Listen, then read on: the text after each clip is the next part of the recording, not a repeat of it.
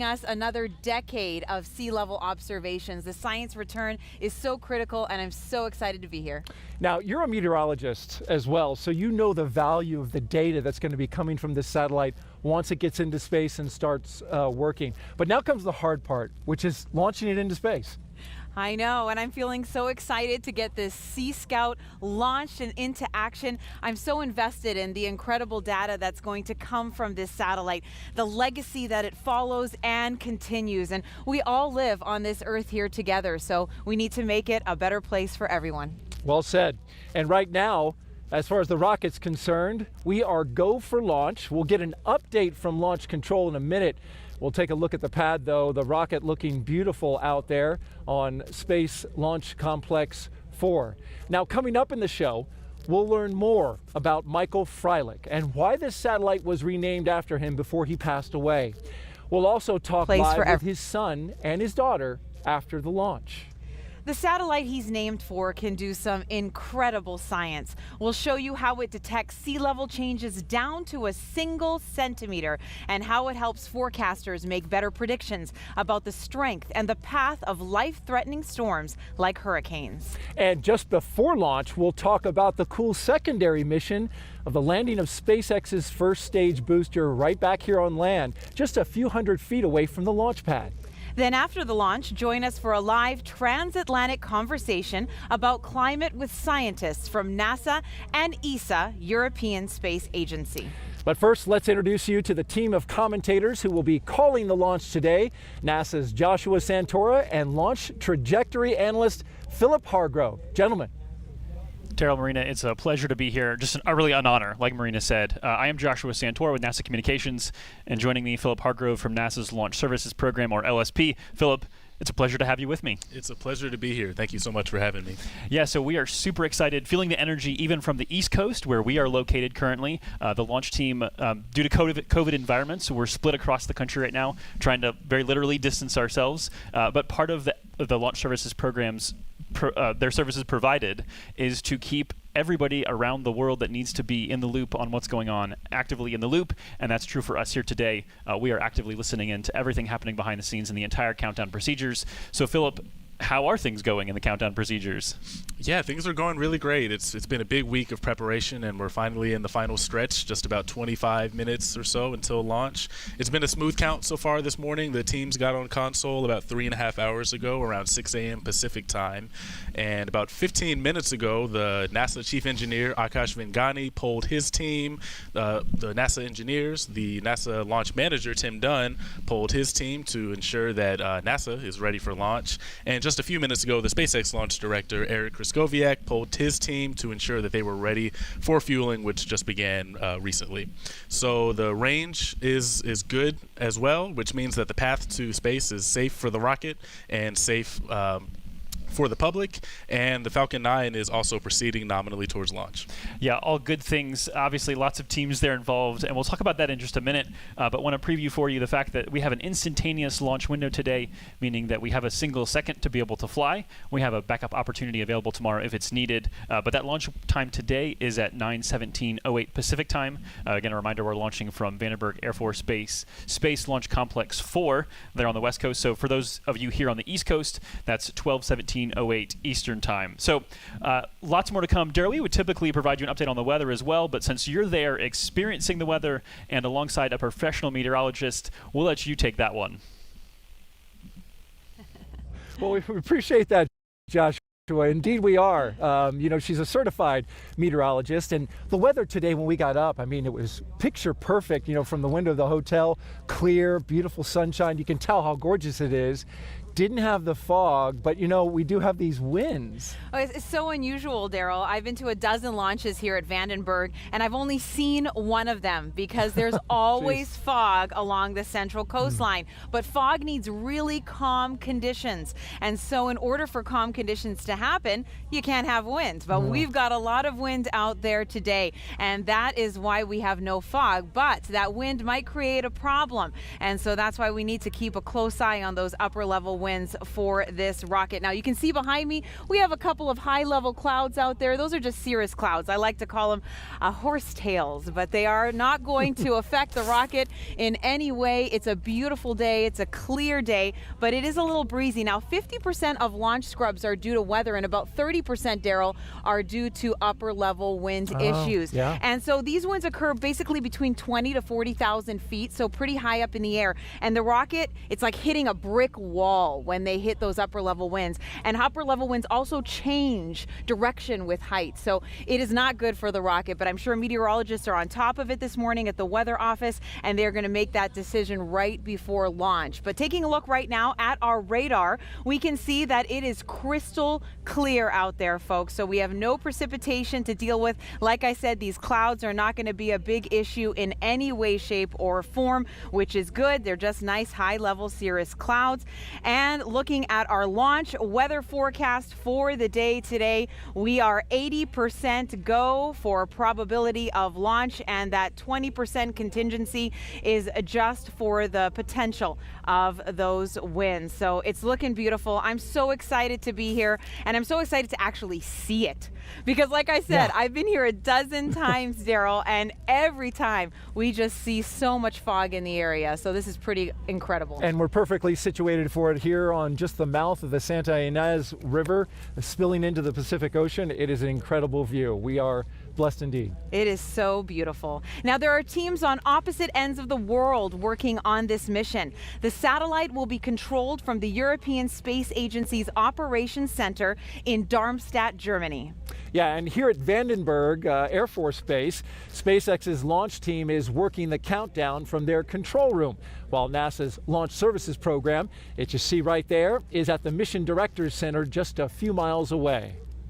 Now, shortly after Sentinel-6 Michael Freilich is launched, it will start gathering a lot of data about our oceans around the world.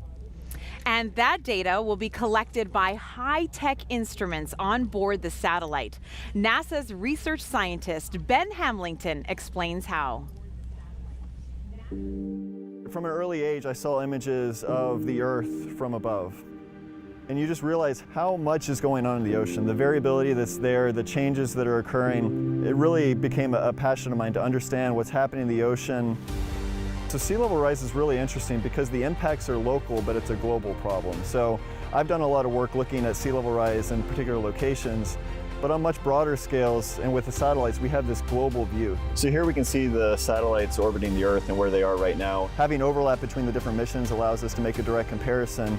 It's really the information we gain from all of these satellites that tell us about sea level change and allow us to get an understanding of what's happening on an entire climate system. And that really long record that'll exceed 30 years with the Sentinel-6 satellite allows us to have a better understanding of how the Earth's climate is changing. So this is an animation of the Sentinel-6 spacecraft and how it collects information about the sea surface. You can see the radar pulse that's bounced off the surface of the ocean. It measures the time it takes for that pulse to get back, and then from that we can pull out the measurement of sea surface height.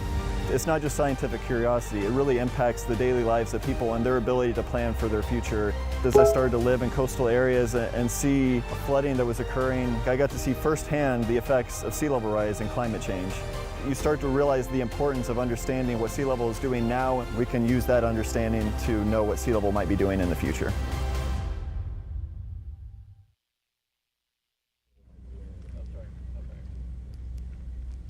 And coming up after the launch, we'll talk live with scientist Josh Willis, who's actually going to perform a live science demonstration about our rising seas. It's going to be something you want to check out. And he is so incredible. I'm so glad Josh is with us this morning. You may have noticed this satellite was named after Michael Freilich. He led NASA's Earth Science Division for more than a decade. And he did an outstanding job. Freilich, though, lost his battle with cancer in August of this year. But as you are about to hear, leaders in the space and science community around the world explain why they all agreed to rename this satellite after Michael Freilich. I was so excited to receive a letter by the European Space Agency and the European Commission proposing that Sentinel-6A should be Sentinel-6 Mike Freilich. Having a satellite named after you is pretty remarkable. It's not something we do in Earth science very often. It's not only ESA, it's Europe who wishes to honor Mike Freilich. Mike Freilich has been instrumental in making Sentinel-6 a satellite that measures with very high precision sea level rise. The Sentinel missions are something that Mike was very involved in. It really epitomizes the role that Mike has played over the years as championing partnerships, championing collaborative investigation of the Earth. Names are reserved for the greats. You don't name after a satellite after somebody who just does their job. It's the second mission ever named after a person who's alive. It's a huge honor, and I couldn't be more excited. Through this, we want to pay tribute to a unique cooperation between the US and Europe, and a unique personality, Mike Freilich. Dr. Mike Freilich is a world-renowned ocean scientist who, after a successful career in academia, came to NASA and for a dozen years led all of Earth science. And he's really brought NASA back on the international stage. The partnerships that we forge are beyond a business transaction. They are about friendship, and Mike did just that. Working with our international partners, working with our interagency partners. And Mike brought that community together in a way that was really unprecedented. Mike Freilich's legacy is being able to build the coalitions that are necessary for us to get as much understanding of our planet as possible. There is not another person more deserving of this honor than Mike Freilich.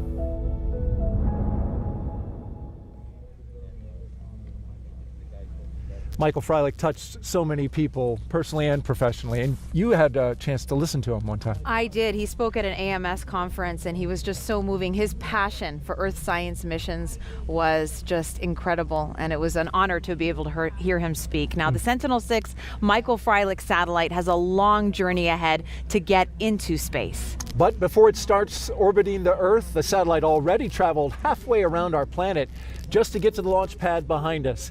NASA's Blair Allen tracked its journey.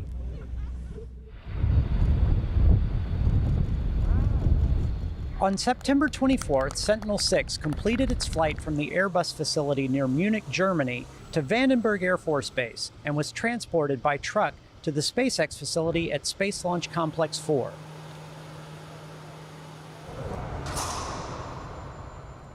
Upon arrival, it was unpacked in the safe confines of the clean room. A team of scientists, engineers, and technicians began the critical process of preparing the spacecraft for launch.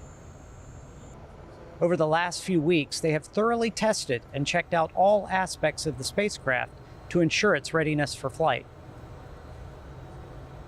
The next critical step, the integration of the spacecraft with the Falcon 9 launch vehicle. Sentinel-6 was carefully encapsulated inside the rocket.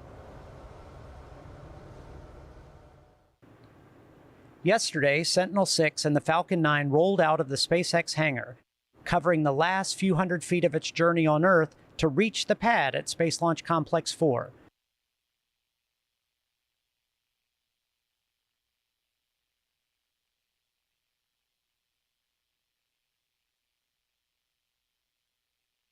Once vertical, the rocket is ready for all final checkouts before launch.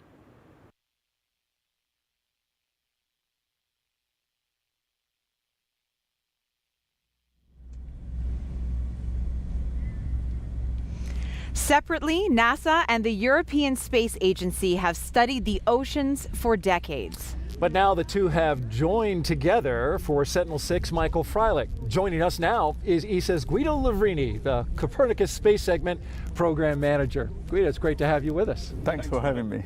Well, we just saw video of the rocket rolling out and going vertical on the pad. You can see it there right behind us. It's ready to go. How are you feeling? It's a big emotion. This project started in ESA more than 10 years ago, so it's been a very long journey. There are many memories that stand out, but the most vivid one is a lecture by Michael Freilich.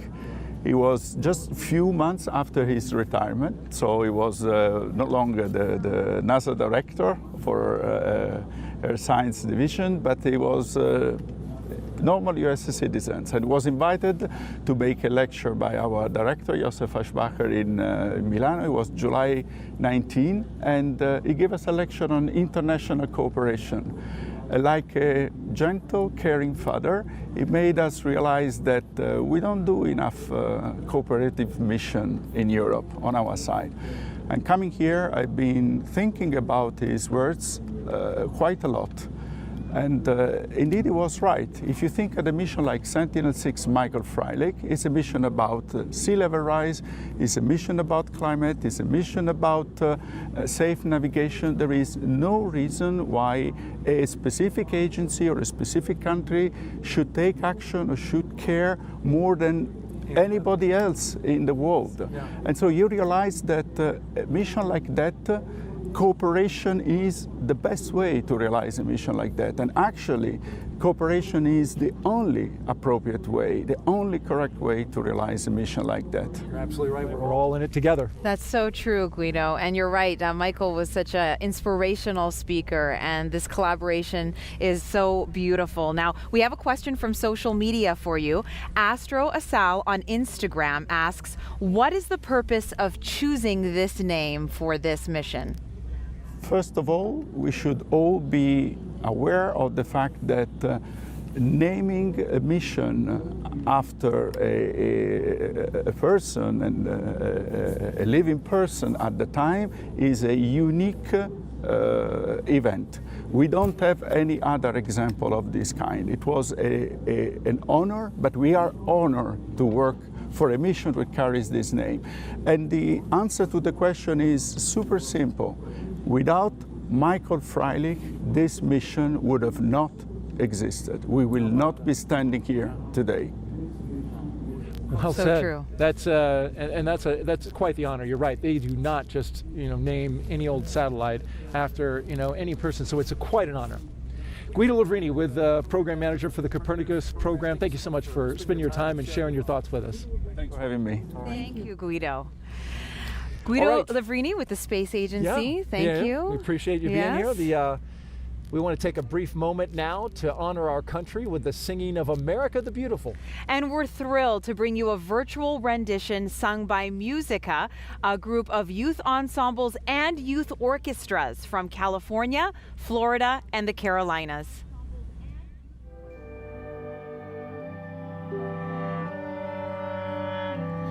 Oh, beautiful for spacious skies, for amber waves of grain, for purple mountain majesties above the fruited plain.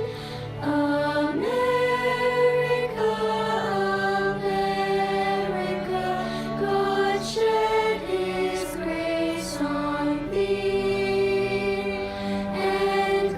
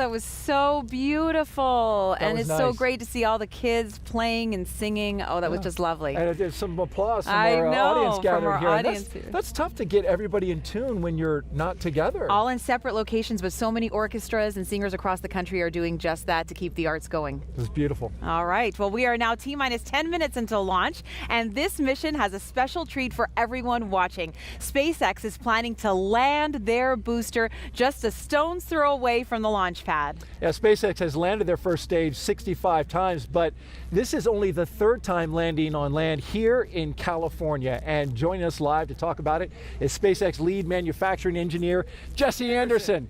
You might recognize her from such popular NASA SpaceX shows as Crew 1, Demo 2. Thanks for being here. It's great having you. Thank you for having me. I am so excited. I don't think I can even contain it right now.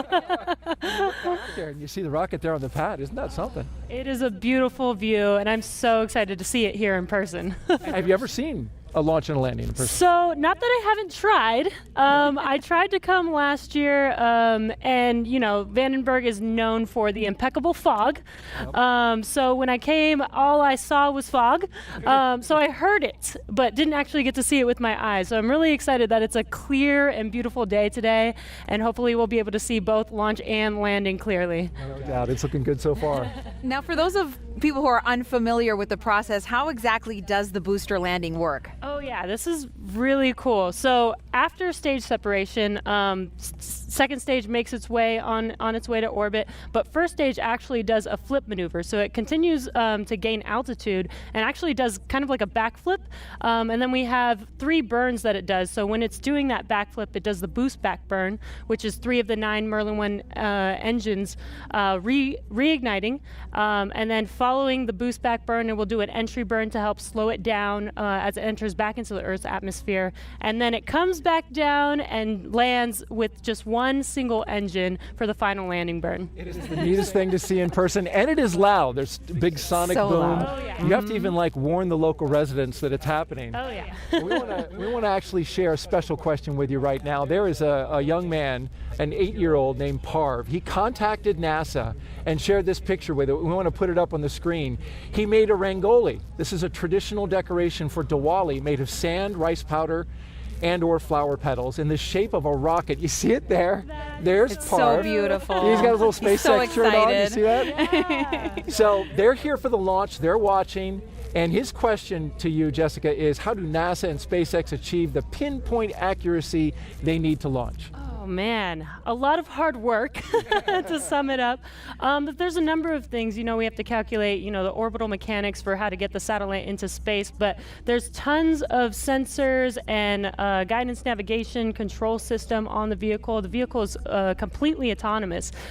So as you know, the vehicle is moving so fast, human reaction is not quick enough to guide it. So we actually have it autonomously programmed to make sure that it does everything that we need it to do. It's amazing, and you guys have gotten so good at it lately. So we're looking forward to that part of it. Jessica Anderson from SpaceX, thanks you so much. You're going to stick around because for the landing, we're going to have you back out, and we're going to enjoy it together. Yes, I cannot wait. I'm so excited. All right, fantastic. Thank you, Jessica. And now we're about T-minus 7 minutes until liftoff of Sentinel-6 Michael Freilich on a SpaceX Falcon 9 rocket. That's right, the moment is upon us. We're going to hand it over to Joshua Santora and Philip Hargrove for the countdown to launch. Guys, take it away.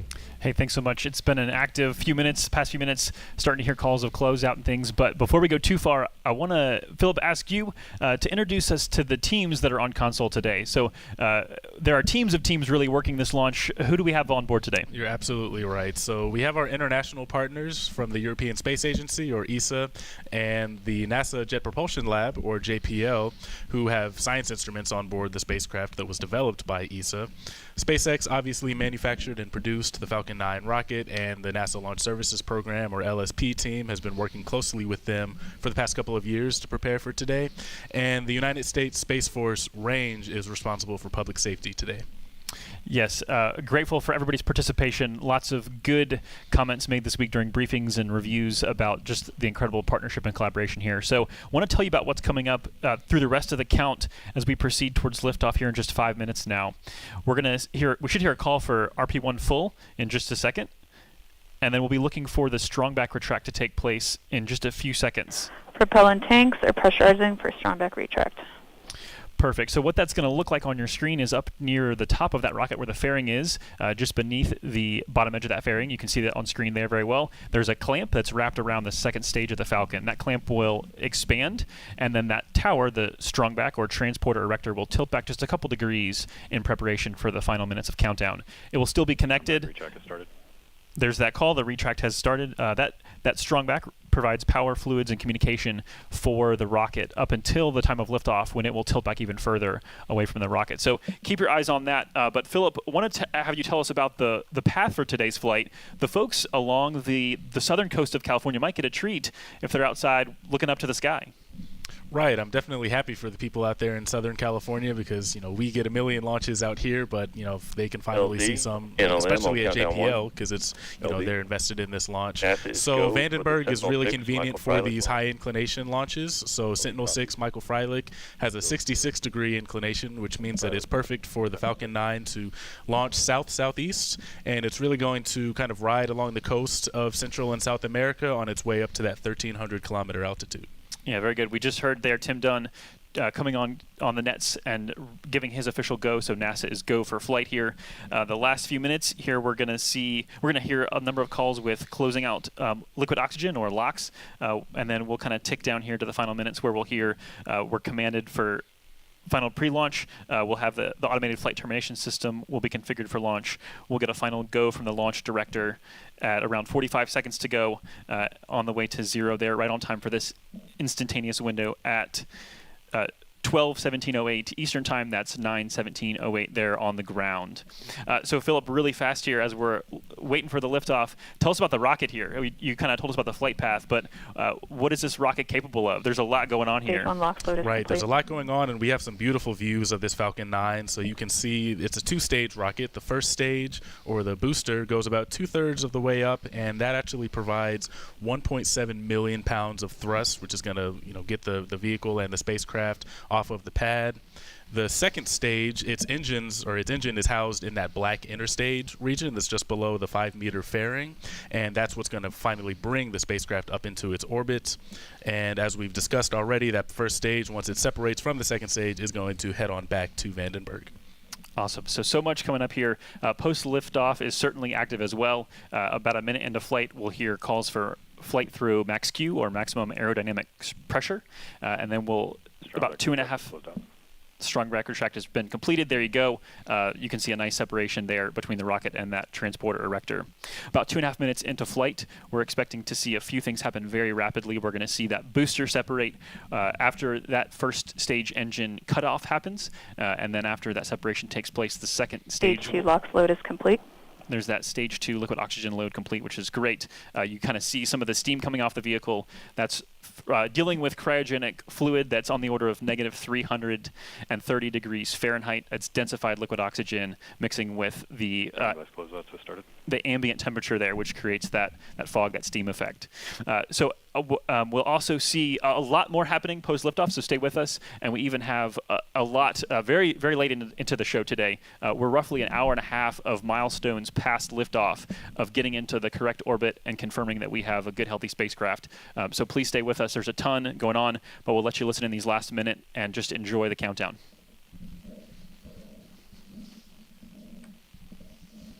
Falcon 9 is in startup.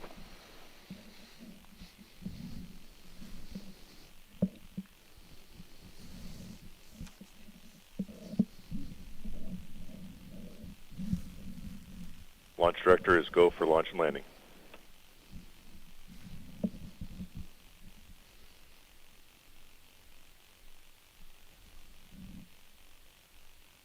You may notice some water beginning to flood the pad here. That's very intentional. That's actually a sound suppression system that occurs to allow the sound of the vibration of the sound to actually be suppressed, and it also helps with some cooling as well. Falcon 9 is configured for flight. T-minus 15. 10. 9. 8. 7. 6. 5. 4. 3, 2, 1, 0. And liftoff of Sentinel-6, Michael Freilich, continuing a legacy of ocean observation and international collaboration to benefit all humanity.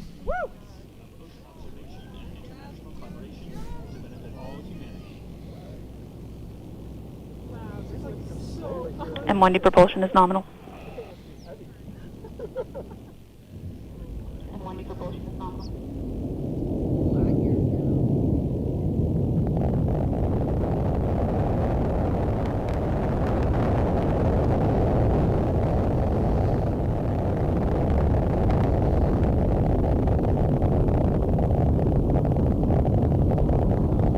Power and telemetry nominal.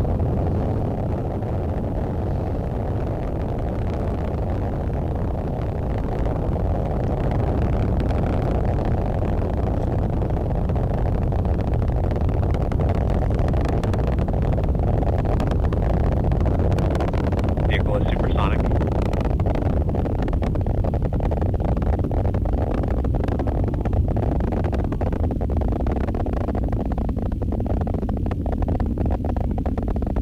Vehicle is experiencing maximum aerodynamic pressure.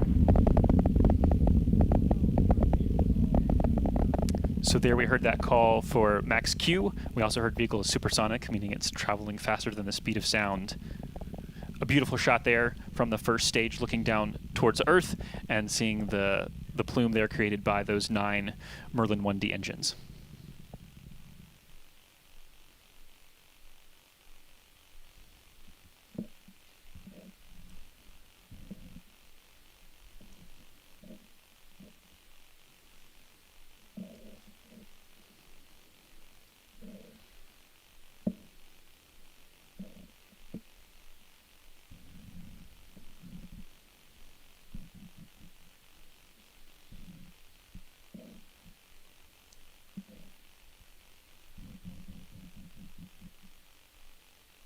Beautiful clear skies there from Vandenberg on the ground, able to track with that rocket as you see it on screen now. Just a reminder, coming up here very quickly, we're going to hear booster or first stage engine cutoff. Stage separation confirmed. Booster separation is there, visible on screen now. Beautiful shot. There's the backflip, as Jesse mentioned, beginning with the Falcon booster. Stage 1 boost pack burn has started.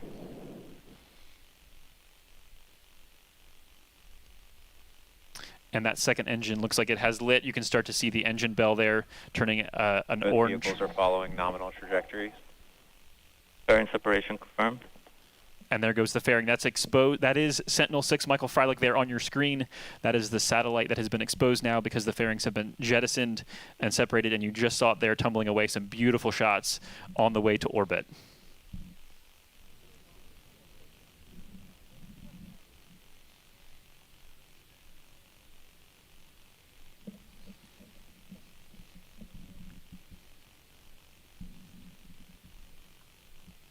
And stage 1 boost pack burn shut down. So we're getting reverse angle views of that engine on screen. That's what you're seeing. This is switching between opposite sides of that second Both stage. vehicles continue to follow nominal trajectories. And that term nominal being used, we've heard that a lot during this call out. That's a very good sign. Nominal just means that everything is going according to plan within the expectation of operation for the vehicle.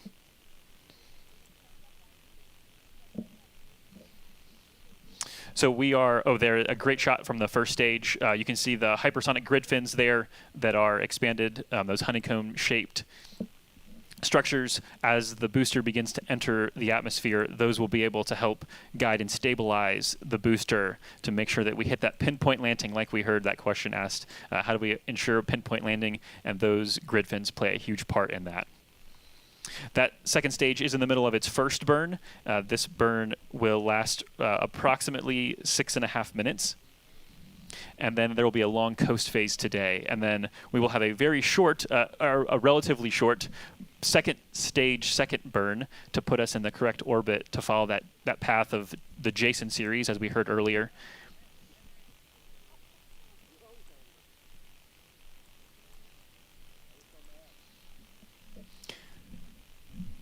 So, Philip, from a trajectory perspective, is this just kind of a moment where do the people working this mission, do they kind of just sit and wait as well here? Because obviously we're not controlling this actively. It's just the vehicle, in theory, just doing what it's programmed to do. Right. I mean, I will say I didn't personally work this mission, so I'm not sure what my coworker who worked it for the past couple of years is thinking, but it's beautiful to watch this trajectory that we've been planning out for years. We know what the math looks like, we know what the numbers are, but actually seeing these views from the second stage is just amazing. Yeah, very good. And we'll talk more about kind of your role and what you do as a trajectory analyst. You are, by all accounts, a rocket scientist, which is pretty cool. We will come back and chat more in a bit. Again, we'll revisit you once we get towards that second stage, second bird. But for now, I think we're ready to head back out to check in with Daryl and Jesse to hopefully enjoy nominal trajectories. what I would expect to be a beautiful, very noisy nominal landing of that booster. Daryl, how was launch? How did it look out there?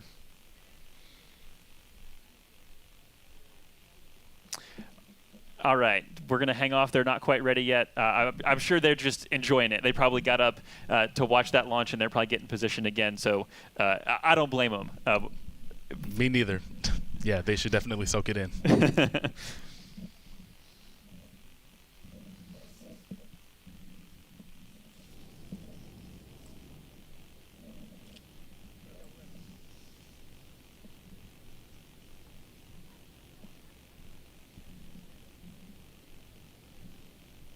So that second stage Merlin vacuum engine, MVAC as we like to call it, that produces around 210,000 pounds of thrust once it's on orbit in the vacuum of space. On entry burn has started. All right, so call for the entry burn there. I think Daryl and Marina are ready for us. They should be there with Jesse to talk us through the landing. How was launch? Oh my goodness! It was incredible. It was incredible. That's why we're late. We're all talking at the same time. It's great. Can you tell that we were excited? We were standing there. We saw it. It was so clear we could see the separation as it was going the entire time. Jesse, I mean, isn't that awe-inspiring? Mind is blown. So it's going to be landing right behind us, and we've got a view now of the actual booster coming back. It's got its grid fins out. And that's helpful. It has to use those things. Yep, it has to help steer it as it's making its way back to land. So it's the steering mechanism. It's really interesting that it lands right next to the launch pad. We have a little tent over top of us, so we're not going to see that first boost back burn. But we have a clear shot of it coming down onto the pad. The other thing we're waiting for, and we're making sure that we keep track of, is the engine cutoff of stage 2, and we're going to call that out. Here it comes. There it is. Wow. Oh my goodness. Coming in at an angle and just straightening out. What do you think, Jesse? That's amazing. Oh my goodness, I might cry right now. This is so incredible. Every time I see this, it's just slowing down so perfectly. Perfect. Just hovering. There's the sonic booms we talked about, and touchdown. Oh my! We heard that. Oh, that was And Falcon 9 has landed at LZ4. Landing operators beautiful. proceed into 11.100 on recovery 2. I'm a little teary-eyed The right now. echo of the power to see it here in person, to feel it. Oh, and like Jesse said, no matter if you see it or not, you always hear it, right? So that sonic boom is recognizable wherever and you are. Reverberating through the valley here. I know. Well, what'd you think, Jesse? I have no words. That was incredible. Like, as many launches as I've seen, seeing it in person is a whole different experience. The crowd that's with us, you can hear them cheering and everything. They're just totally like, in awe. We're so glad that we could do this and have you join us with this. Jesse Anderson from SpaceX, lead manufacturing engineer. Thanks so much for coming out here. What a moment. So much for having me. This has been amazing. Thank you. Absolutely. Thank you.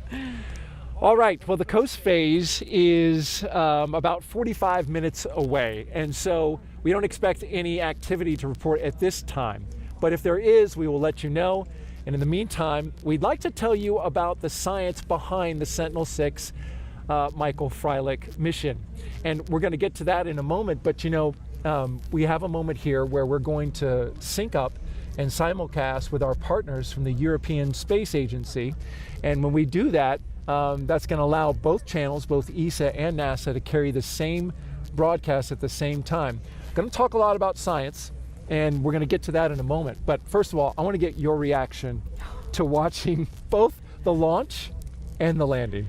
It's spectacular, Daryl. I mean, it's so beautiful when everything comes, and like Jesse was saying, a well choreographed ballet. It's the best choreographed ballet in the world, and it's supposed to. The launch was beautiful. I'm so glad the winds quieted down when they were supposed to, so that we could get that rocket launched, because this is incredible science that we're going to get from Sentinel-6, and I just can't wait.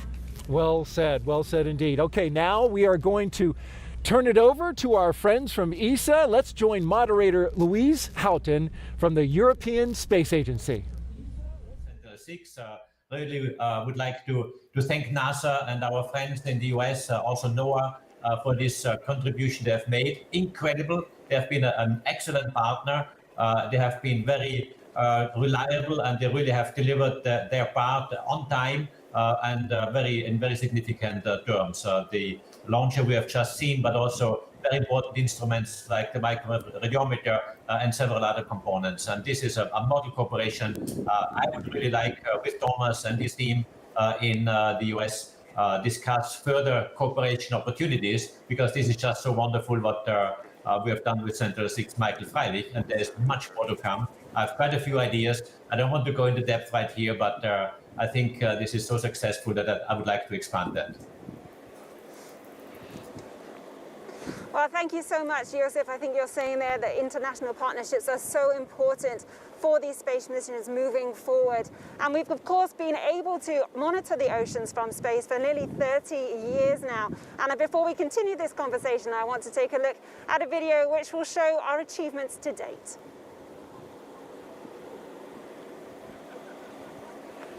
Great. Sorry, this is a little... You're coming back to me, or? Yeah, we are. What would you like to ask me, so I can gather my thoughts? It's okay. Nadia? What difference is Sentinel-6 making to revolutionizing oceanography? Still have 10 minutes. Don't have time. We got plenty of time. You'll be out after the video. You will have like six minutes. I don't hear the video. I don't hear the video. She's missing. She doesn't have a feed. Give me a cue. Count you down.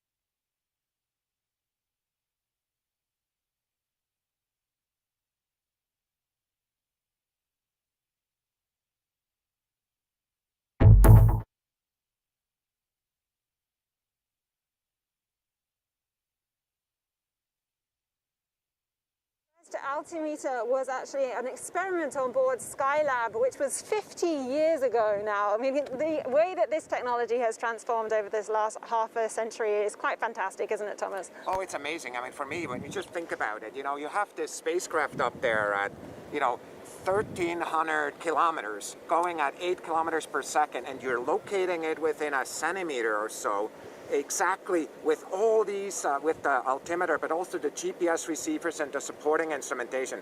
For me, it's mind-boggling, and of course, it's so important because it affects our lives in a direct fashion every day, even if we don't notice that. What challenges do you think that we're going to come across in the future with working with this international partnership? So look, I believe that for the first couple decades, the question really was, are the ocean levels rising? The question to that is absolutely yes. Now, the question that we're dealing with, and as an international community, is how are we handling these rising oceans, and how do we make sure we don't go to levels that we don't need to? And so for us, kind of the local impacts of those around the world, whether it's in Europe, whether it's in the United States, and everywhere else, are what's going to drive our research, and therefore the high resolution that this spacecraft provides us is absolutely critical. So that's the question. The international community has to come together to deal with these problems, because each one of those assets, serves all of us. Well, we have been hearing more and more about how oceanography has been revolutionized by satellite observation. So Nadia, maybe you can tell us a little bit more about why Sentinel-6 is making such a difference in that development. Yes, Sentinel-6 is indeed building on a very rich heritage of JSON-class altimeters, and what we expect to see a new science coming out of Sentinel-6 that it would open up new frequencies that give us a fuller picture of what do we know about the oceans. And ocean altimetry, by now, it's a mainstream tool of modern physical oceanography. So if you are a modern oceanographer, at one point of your life, you clearly looked with this data. Either you're studying tides or sea level, ocean circulation, or winds or hurricane prediction. You were exposed to this data, and we expect from Sentinel-6 to continue doing this discovery on a higher resolution and longer timescales. Well, if Craig can hear us over in Europe, maybe I can come to you as well, Craig, and ask you your opinion on how this technology is really changing how we monitor the oceans.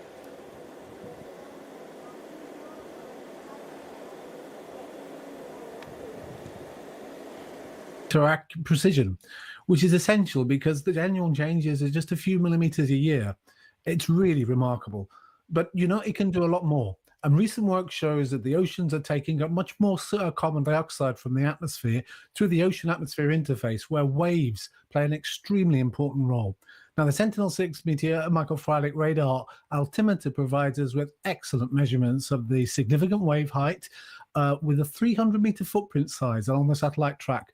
Really, this will help us to improve our understanding of carbon dioxide transfer into the ocean. But it's even more than that.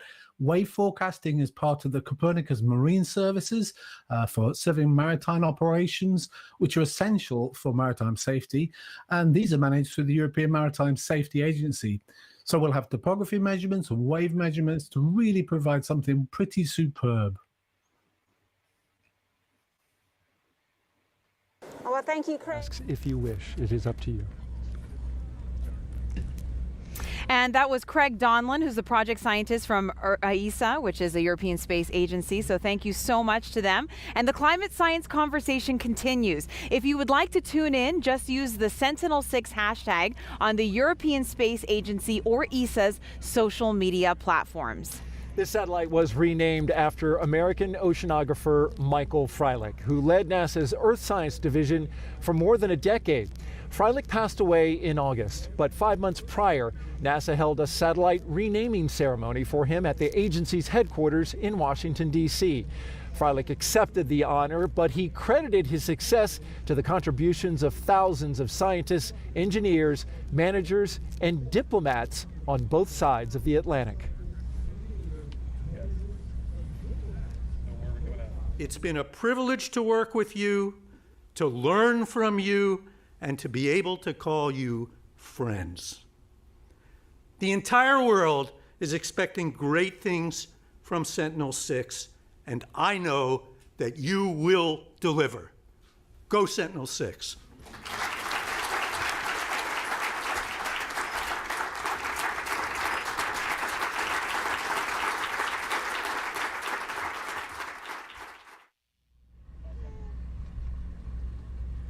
Certainly, he would have been thrilled to see this launch today. Joining us now is Daniel Freilich and Sarah Freilich, Michael's children, son and daughter. Thank you so much for being here. Thank you so much for having us. You're very welcome. So, you just saw this launch. Your father's name is on the satellite. What were your thoughts as you were watching that? It was gorgeous. Like, I haven't seen something that beautiful before. It's amazing. It's my first time seeing a launch from out here, and to just see that was incredible. Like, it means so much to see and feel it. Like, I'd heard him talk about feeling it, and feeling that as it goes is just incredible. Amazing. And we all talk about him in the space community as just being such an inspiration. I had the honor of hearing him speak once as well. And you guys know the man outside of the work. So tell us a little bit about him. So our dad was passionate, and like whatever he chose to do, he wanted to like be a big part of it, and like was in all of the communities. And I like to tell people I didn't have heartthrobs on my wall. I had ESA and satellite images as the posters. And so that was just who my dad was. He shared it with us, and you know, like he was always there. And I think another thing is, you know, he cared about things at all levels. So not only did he care about an individual mission, but he cared about how it affected the entire world. And he did that with everyone he worked with. You know, he talked about the people that he worked with. He talked about all of the science that happened. When we were going through his papers, actually, we found that he still had the science papers written about the impact on the world. So even as he moved on, like he just cared about every part of the process, the people, the science, and what it meant for humanity. You guys were sharing a nice moment with me yesterday when you said that you know, you have talked to the people who worked with him. They talked about you guys, and then he talked to them about you. And so just sharing, you know, the mutual experiences, and said that he was just the real person, the real deal. Yeah, and he would push everyone to be their best in order to make everything better. And we don't want to forget about Rosie here. This would be his grandchild, right? His first grandchild that he got to meet, so that was very special. Yeah. She's got rocking the Sentinel-6 shirt. Look at that. She's got her eyebrow. You know, Sarah, you're a science teacher, right? So what part of this kind of carries through to what you do today? So I think like we do a big unit on climate changing, because like for me, sea level rise and like what we can do as individuals is so important, and like what my father was saying. And so as much as I teach science, and I hope that each student can find something that excites them, whether or not it's like physics, biology, like rising sea levels. But I want to make sure that there's a space for everyone to find something that interests them. And Michael Freilich had a red pen. Do you have a red pen? He has a red pen. Rosie does. Yeah, so Rosie got a red on the tradition, pen. Rosie. Yeah. Just mark it up. And it's so important, like you said, for future generations to be inspired and make a difference. Yeah, Thank you, guys. That's what he wanted us to understand, that this was our planet and it needed to be better for everyone. And so he always said to us, it's not that there's climate change, but the climate is changing, to try to build unity around this topic and have everyone understand what impacts they can make and why it's important to all of us. That's very well said. Daniel Freilich, Sarah Freilich, and Rosie. Yes. Rosie, we're so glad that you could be here for this moment. Thank you It's so just much. incredible, and thank you for sharing your father's legacy with us. Thank you for having us. Thank you It's so really much for having us. Michael Freilich believed strongly in the mission documenting sea level rise. Earth's oceans affect us all, from the air we breathe to how they impact our climate. Let's take a look at how Sentinel-6 Michael Freilich will help us continue to explore oceans from space.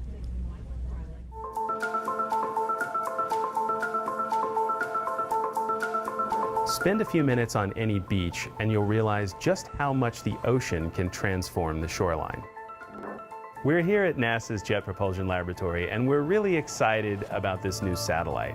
It will extend the record of sea level rise another decade past the 30 years we already have, and allow us to see how sea level is not only rising, but how it's accelerating.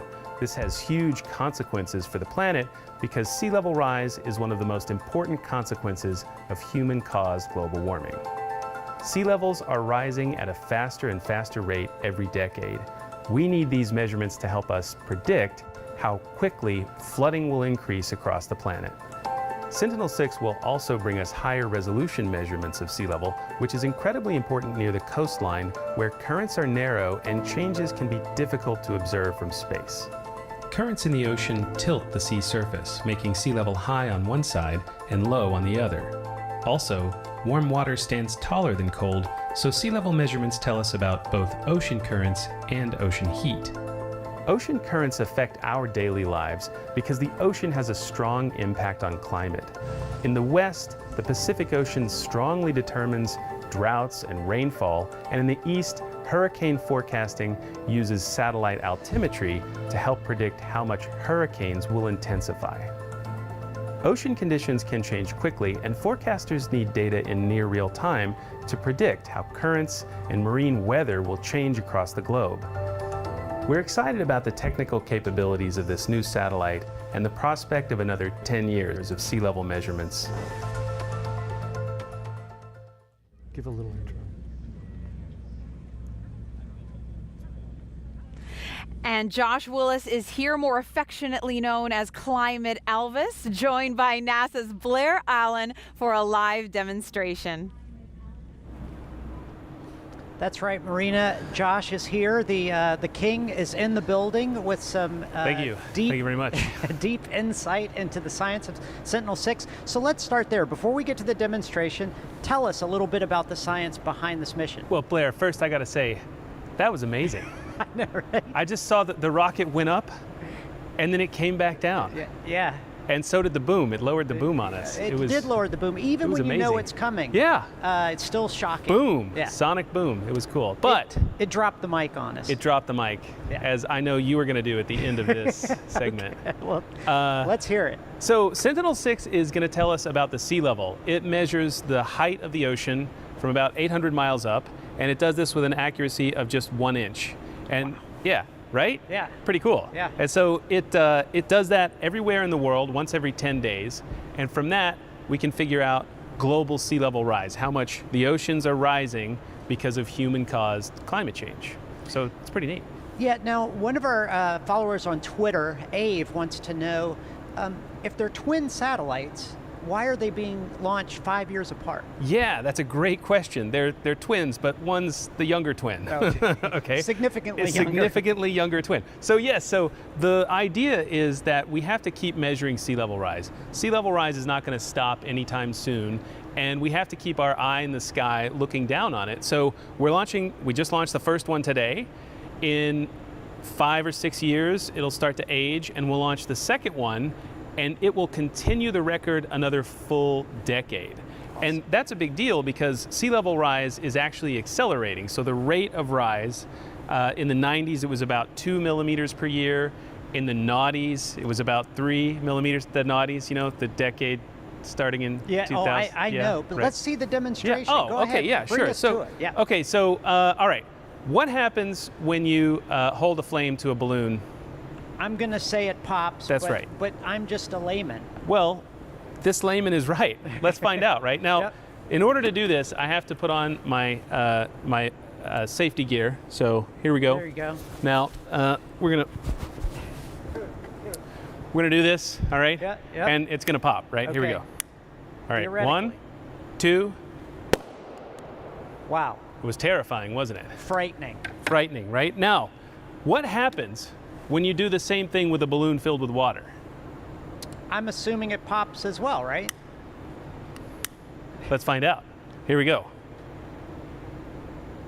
Look at that. Fascinating. Look at that. It's right there. It's right there on the balloon. It holds. It's not popping. Why not? It's not popping because water is so good at absorbing heat that it actually takes the heat away from the balloon before the flame can melt it. And that's just like the oceans. The oceans absorb more than 90% of the heat from climate change. So if we think about global warming, it's really ocean warming, right? Wow. That's pretty cool, huh? That is amazing. I'm really glad it didn't pop. You know, I was afraid I was going to have to give up all faith in science and join the circus or something. We don't want you to do that. No. Well, thanks so much, Josh. Yeah, you betcha. It was... Yes. All right. So science has also left the building along with Josh. Okay. Back to you guys at the gravel pit. I'm going to go join the circus now. Yeah. Okay. Well, Blair and Josh, thank you so much. I guess he's a hunk of burning balloon or something. Well, anyway, we want to recap the launch now. Just about a little more than 25 minutes ago. We launched from right here at the Vandenberg Air Force Base, courtesy of the 30th Space Force Wing. There it is, the Falcon 9 rocket and Michael Freilich spacecraft on at around 9:17 this morning, Pacific time. 12:17 Eastern time. There you see liftoff.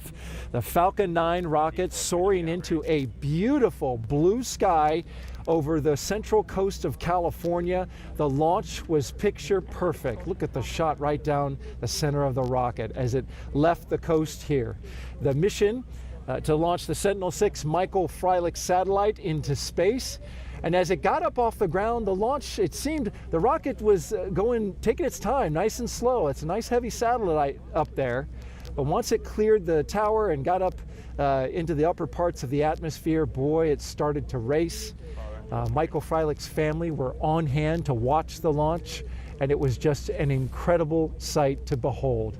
A wonderful a time had by all. We had guests and friends and relatives of Michael Freilich out here to watch it. And then just a few seconds later, about 8.5 minutes to be exact, the booster came back down to a nice soft landing. Just several hundred feet away, there came the booster touching back down on the landing pad. SpaceX now able to reuse that booster. And now the spacecraft is in flight and we are tracking its progress. Joshua Santora and Philip Hargrove are keeping an eye on the progress of the launch. Oh, that was just... It was something, wasn't it? Inspirational. It's incredible. So beautiful. All right. Well, there are more than half dozen international partners on the Sentinel-6 mission. Yeah, the European Commission paid to build the satellite earlier, but we spoke to the Europe's ambassador to the United States, Stavros Lambrinidis, about its importance to Europe. Ambassador Lambrinidis, thank you so much for being with us. Thank you for having me. I want to ask you, first of all, how important is the data that comes off this satellite for the continent of Europe? It's supremely important because as we are coming out of COVID and we're trying to rebuild our economy and the health of our people, we're doing so by protecting the climate and protecting the environment. Climate change is an existential threat for all of us, and we need all hands on deck to address that challenge. And, you know, today what we're seeing, what we saw, is an exemplary story of European and American friends working together for the greater good. For Sentinel-6, we pulled together our best engineers, our best scientists, our best resources. We mobilized the public and private sectors to produce the most advanced ocean monitoring data in history. With that thought, I want to ask you on a personal level, what is the significance of this launch for you? Well, I'll tell you, as the EU ambassador, I am proud. I am deeply hopeful for the future of our planet, and I am touched. I am proud because Sentinel-6 is at the center of the European Union's Earth observation program, which is called Copernicus. And I'm especially proud that we are making this decisive scientific move in partnership with our American friends. Back to the partnership. Sentinel-6, Michael Freilich, is actually NASA's first direct partnership with the European Commission. So take me back to the beginning. How did this all come about?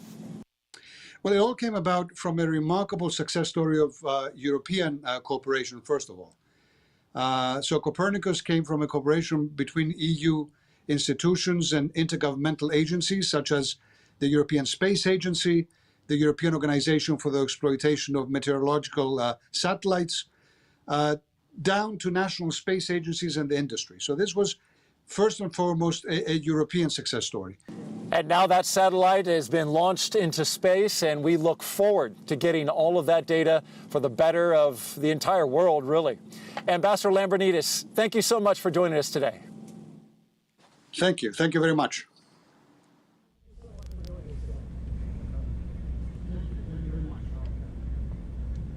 Meteorologists understand the critical importance of advance warnings of severe storms across our nation. One of the instruments aboard Sentinel-6, the Global Navigation Satellite System Radio Occultation, or GNSS-RO, will be the next tool for more accurate forecasting. Let's take a look.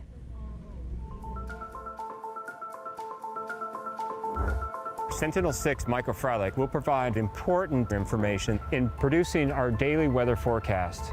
So how does this work? The data from the GNSS-RO, that stands for Global Navigation Satellite System and Radio Occultation, a new instrument on board, is ingested into the weather models that can help us with our weather forecasting and our warnings to help protect the public. This mission will use a special technique called radio occultation, which measures tiny changes in the radio signals broadcast by GPS and other navigation satellites. The GNSS-RO instrument essentially measures the time delay of the radio signals as it goes through different layers of the atmosphere. So this allows us to unravel the temperature and moisture content of the atmosphere layer by layer. Most of the weather that we experience comes from our west over the ocean that lacks conventional observations like what we have over land. The GNSS-RO will help address these challenges by providing us very important temperature and moisture information over the ocean that will help our forecast here on the West Coast. Studying the entire atmosphere, from the surface all the way up to the stratosphere, is important for us to improve our understanding of our weather and climate change. We're very excited with the data that the GNSS-RO will provide for these weather models that will ultimately help improve our forecasts and warnings to help protect the public.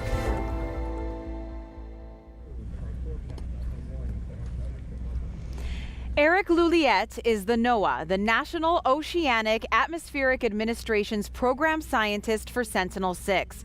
NOAA is one of the Sentinel-6 partners and will use the data from this satellite on a daily basis. Thank you so much for joining us, Eric.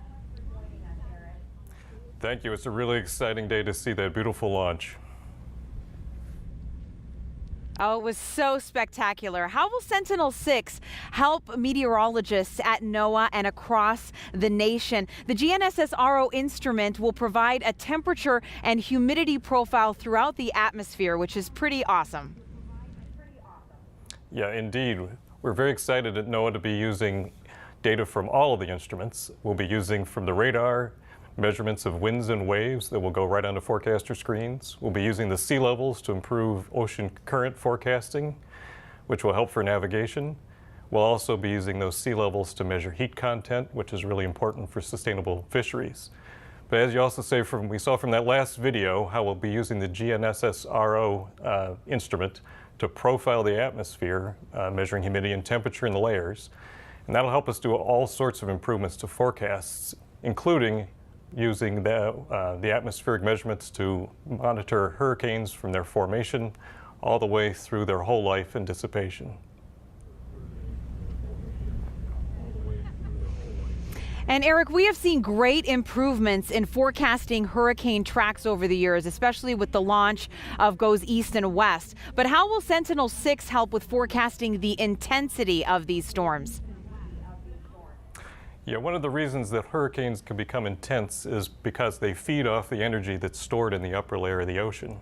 As you saw from Josh's demonstration with the balloons, the water in the upper layer can store a lot of heat. So what we can do with Sentinel-6 is by measuring sea level, we can measure how much the sea level has expanded. That's a proxy for how much heat there is stored there. So we can figure out how much heat and where it is and map it and send those maps to forecasters. This year alone, we've seen 10 tropical storms increase in intensity rapidly. So it's more important forever that we have than ever that we have Sentinel-6 there for the next decade to monitor and improve hurricane forecasts. Yes, ocean heat content is so important. I always like to think about it as a car that needs gasoline. A hurricane needs that warm water to fuel that engine, that's for sure. Now, what impacts to society do sea level changes have, and how will Sentinel-6 help us better plan and prepare for the future, Eric? Sure, for the last 30 years, we've been seeing sea levels rise using the satellites that are the predecessors to Sentinel-6. And one of the things we've learned is that sea level doesn't rise at the same rate everywhere. So it's vital that we use Sentinel-6 to map where the sea levels are rising. We've already started seeing flooding both in clear weather from places all the way from Hawaii, the Florida Keys, to Norfolk, Virginia. So we're going to need Sentinel-6 and working with our NASA partners to help make better models to figure out where we should expect increased flooding and storm surges as sea levels continue to rise. Thank you so much, Eric, for joining us today. Thank you. Another fantastic tool on board is Sentinel-6 is the Advanced Microwave Radiometer for Climate, or the AMRC. And the person who led the testing and integration was JPL's Shannon Statham. in order to be good custodians of our planet, we really need to understand how it's changing. How is it evolving? And here we are at High Bay 2. This is actually a clean room, and each component gets tested on its own, and then we assemble it together. So my team was responsible for assembling, testing, and delivering AMRC for the Sentinel-6 mission. And this is where we built it. AMRC is the Advanced Microwave Radiometer, one of a suite of instruments that work together on Sentinel-6 and then give us the very high resolution heights of the oceans. So we are in the antenna range at JPL, and this is where we tested AMRC. We need to know that what we send into space is going to survive. I've always had an affinity for arts, singing and dancing, and so one of the things I've been doing more recently is sewing. And my dress, I actually sewed. You cannot do this job without being creative. Every mission is unique. We are answering those really interesting and hard questions that we all have about our universe and our planet.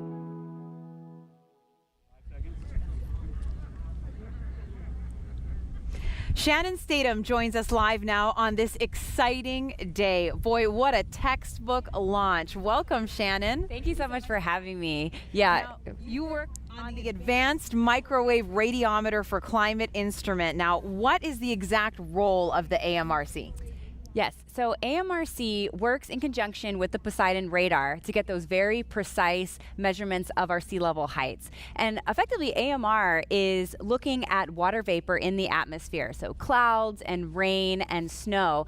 And that affects the radar measurements because it basically causes a delay in the signal returning back to the radar. So ocean heights might look a little closer or a little further away due to those effects. So AMRC, we take the data from AMRC and we're able to resolve those effects out of the data and then get those very precise measurements.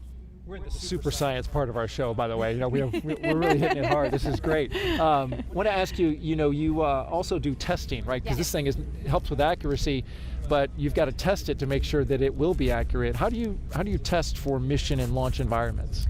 Yes, so at JPL, we have a number of facilities that simulate launch and the extreme temperatures and vacuum of space. And so everything that we build is going to go through this test campaign where we certify it for launch and we certify it for its space environment, and not only ensure that it will survive, but that it will perform the way that we need it to throughout the mission. And the AMRC instrument, Shannon, I know we've talked about this before, it is much more difficult and complex than its predecessors. And so you didn't really have a blueprint on this one. How is it different? Yes, well, for every mission, we're going to, push that envelope, try to use the latest technologies, and AMRC is no exception. So we have two new components on AMRC compared to the predecessors, and that is a high-frequency component that enables us to get more precise measurements near coastal lines. In past missions, as we're over the oceans, we see really precise heights, but as we got to the coast, things were a little blurry. So now we're going to be able to get those better measurements near the beach, which people care a lot about because that's where they live and that's where they have businesses. And we also have an onboard calibration system, and that includes a rotating mirror, so of course just adding to that complexity. And that was because of some new science requirements on Sentinel-6 to get us even better data throughout the mission. And folks in Florida certainly care about that because there are more There are more miles of populated coastline in my home state of Florida than in any other state. Got a question from social media for you. Okay. Hank reached us from Facebook, and he wants to know how accurate is the satellite? What is the smallest area of ocean it can measure the altitude of? And might it have any applications for detecting seismic activity? Oh, a very interesting question. Yes, so for a single measurement, we can get down to 3 centimeter accuracy. But as we continue to take those measurements, we get global coverage over a 10-day period, and then we continue to get the map of the full of our full planet and all the oceans. And so over the span of a year, we get down to millimeter resolution. So that's an order of magnitude better than a single measurement, and how we're able to get those global averages of 3 millimeter height increase per year, which is really, you know, if you think about over the span of a decade, that's a centimeter, and over the span of a millennia, or a century, excuse me, that's going to be 10 10 centimeters. So we're definitely seeing the rise and definitely seeing the sea level impacts. Real quickly, the seismic activity? Yeah, so the seismic activity. So although Sentinel-6 is not going to be trying to detect seismic activity or tsunamis, which often come as a result of that over the oceans, but we have been able to detect them in the past. Previous missions have been able to, but really what we're going to see is any changes in the sea levels as a result of that seismic activity and any tsunamis. Very helpful. That's all data that is very important to our world. Shannon Statham, thank you so much for joining us from JPL. Thank you so much for having me. Yep. Thank you, Shannon. All right, all of these highly accurate Earth observing instruments were installed onto one satellite that will orbit our Earth for about 5 years. NASA's Blair Allen asked Sentinel-6 project manager Parag Vazay to show us how they did it. Joining us now is Parag Vazay. He's the NASA project manager for Sentinel-6, and he's going to talk about a few particulars on the spacecraft. But Parag, before you do, I was wondering if you wouldn't mind talking a little bit about the science behind this, altimetry. Yeah, altimetry is a science. It's basically using microwave instruments, using them from space so that we can cover the vast oceans that we have across the whole world. And the whole objective with altimetry and ocean altimetry is to be able to measure those oceans across the world, measure them very precisely. And doing that with a satellite from space allows us to do it completely and most accurately that we can all across the whole world. So let's look at the instruments. Can you tell me about the primary instrument for Sentinel-6? Yeah, the primary instrument is the Poseidon radar altimeter. It's built on a simple concept, which is like any other radar, where basically we are producing a radio signal from the instrument. It's being transmitted down to the Earth from space, and we're waiting to actually get the reflected signal off the ocean surface back up to the antenna and receiving that signal. We want to understand how long it took for that signal to get it back here. And then with that, we're able to understand what and measure what the height of the ocean is. And there's another important instrument on board, the Amrc. Can you talk about that and its purpose? Yes, you're right. This is the Advanced Microwave Radiometer, a very important instrument for doing this measurement, because the Poseidon altimeter measures the height, but it really matters how well that is measured as that signal passes through the atmosphere. And we need the microwave radiometer to be able to measure differences in that signal as it passes through the atmosphere. This instrument provides us that correction so that together we're able to make a very precise height measurement of the ocean surface. What are some other important features or instruments that are flying on Sentinel-6? Yeah, we're lucky because on Sentinel-6 we do have an additional instrument, which is called the radio occultation receiver. That's right here with the antennas that you see here.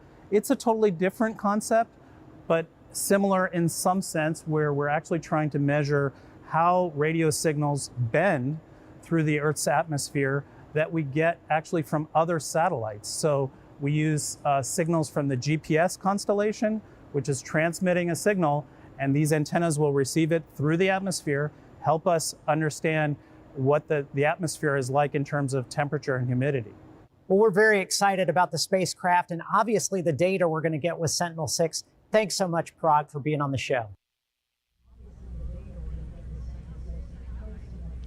Thanks, Blair. As we have mentioned, Sentinel-6 is a true international collaboration among several agencies around the world. It was built upon a legacy of Earth observation missions. Let's break down how this partnership came together. The Sentinel-6 Michael Freilich satellite is the culmination of decades of international research and development of satellite altimetry designed to measure sea surface height. In the early 90s, NASA and the French Space Agency launched Topex Poseidon, the first in a series of next-generation altimetry missions that includes the Jason satellites. Meanwhile, the European Space Agency created their own successful Earth observation program called Copernicus, which includes the Sentinel series. In an effort to maximize the technology and resources on both sides of the pond, NASA, NOAA, ESA, EUMETSAT, and the European Commission all joined forces to create this satellite, Sentinel-6 Michael Freilich. The name itself is emblematic of a mission greater than the sum of all its parts. The first part of the name, Sentinel-6, is derived from ESA's series of Sentinel satellites, and the Michael Freilich part of the name honors Dr. Michael Freilich, the former director of NASA's Earth Science Division and a tireless advocate for advancing measurements of the ocean in an effort to better understand the planet we all live on. As you just saw, EUMETSAT, or European Organization for the Exploitation of Meteorological Satellites, has been operating the Sentinel series of satellites from the very beginning. Earlier, I spoke with the agency's Director General. Director General, thank you so much for joining us today. It's a pleasure. So, Alon, EUMETSAT has been involved in these high-precision altimetry missions for a long time. Can you tell us a little bit more about EUMETSAT's role over the years and how that's developed? Yes, we became involved with JASON-2, which was launched in 2006, and then we continued with JASON-3. And this was in cooperation with CNES, NASA, and NOAA, and it's reflected the interest of the operational agency to contribute to these missions. But we had a minor role technically. We were just processing real-time data. And with Sentinel-6, we have a much more important role because we develop most of the ground segment and we will perform flight operations and deliver the data. So when will EUMETSAT take control of the spacecraft and how long will you be operating it? So we will take control of flight operations 3 days after the launch, after the what we call the early operations phase, which will be performed by ESA, and we will operate the spacecraft and the system all along its lifetime. Very good. And since oceanography is a field that's dear to your heart, I know, can you explain to us what the difference this new satellite will make in our understanding of our oceans? Yeah. First of all, this satellite will preserve the integrity of a unique record of mean sea level started with Topex Poseidon in 1992. But it will also improve the accuracy further. So we were 3.5 centimeter with Topex, we were 2 centimeter with JASON, we will be 1 centimeter for this spacecraft.